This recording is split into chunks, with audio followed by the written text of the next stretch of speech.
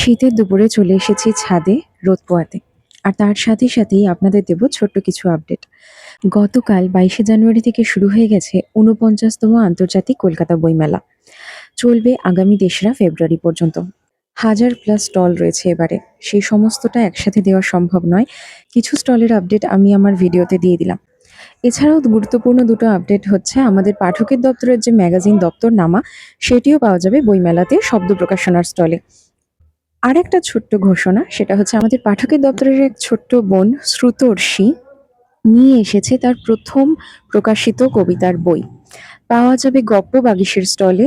আপনারা যদি কবিতা পড়তে ভালোবাসেন তো অবশ্যই বইমেলা থেকে কবিতার বইটি সংগ্রহ করবেন। শ্রুতর্ষির লেখা কবিতা আমি এর আগেও পড়েছি, আমার ভীষণ ভালো লাগে। তাই আমার মনে হয় যে যারা কবিতা পড়তে ভালোবাসেন তারা নিশ্চয়ই শ্রুতর্ষির লেখার সাথে কানেক্ট করতে পারবেন। তাহলে বইমেলায় বইয়ের ভিড়ে হারিয়ে যাওয়ার জন্য আপনারা রেডি তো?